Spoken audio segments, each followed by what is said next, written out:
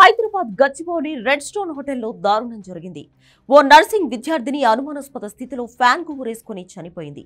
జడ్చర్లకు చెందిన శృతి అనే యువతి 2 రోజుల కింద గణేష్ వేడుకలను చూసేందుకు హైదరాబాద్ వచ్చింది. ఆదివారం రాత్రి స్నేహితురాలు మరో 2 అబ్బాయిలంతా కలిసి గచ్చిబౌలి రెడ్ స్టోన్ హోటల్ కి వెళ్లి 2 రూమ్లు రెంటుకు తీసుకున్నారు. అక్కడ స్నేహితులతో ఆ రాత్రి కలిసి పార్టీ చేసుకున్న శృతి సోమవారం తెల్లవారుజామున 3 గంటలకు ఫ్యాన్ కు ఊరేసుకుని ఆత్మహత్య చేసుకున్నట్లు తెలుస్తోంది. ఇది పోలీసులు చెప్తున్న మాట.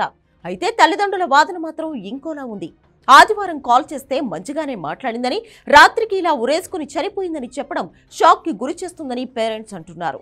యువతి ఒంటిపై గాయాలున్నాయని, ఆమెను రేప్ చేసి ఆ తర్వాత ఉరేసి చంపేశారని ఆరోపణలు చేస్తున్నారు. యువతి చనిపోయిన గదిలో బీర్ బాటిల్స్ ఉన్నాయి. గది నిండా రక్తం మరకలు కనిపిస్తున్నాయి. తాము వచ్చే వరకు డెడ్ బాడీని స్పాట్లోనే ఎందుకు ఉంచలేదని ప్రశ్నిస్తున్నారు. ఇక అటు ఆదివారం రాత్రి తర్వాత తామంతా హోటల్ నుంచి బయటకు వెళ్లామని, తనకు తలనొప్పిగా ఉందని తమతో రాలేదని యువతి ఫ్రెండ్స్ చెప్తున్నారు. సోమవారం తెల్లవారుజామున 3 గంటలకు తామంతా తిరిగి వచ్చామని, రూమ్ లోపల నుంచి గడై వేసుకుని ఎంతకీ తీయలేదన్నారు. హోటల్ సిబ్బందికి చెప్పడంతో వారు మాస్టర్ కీతో తలుపు తీశారని, అప్పుడు లోపల ఫ్యాన్ కు ఊరేసుకుని కనిపించిందని యువతి ఫ్రెండ్స్ చెబుతున్నారు. కేసు నమోదు చేసిన పోలీసులు పలు కోణాల్లో దర్యాప్తు చేస్తున్నారు. కోల్కతా డాక్టర్ కేసు తర్వాత ఓ యువతి అనుమానాస్పద స్థితిలో చనిపోయినా అలాంటి భయాలే కనిపిస్తున్నాయి. ఇక అటు తల్లిదండ్రులు కూడా రకరకాల ప్రశ్నలు సంధించడంతో అసలు యువతి మరణం వెనుక ఏం జరిగిందని ఆరా తీసే పనిలో ఉన్నారు పోలీసులు.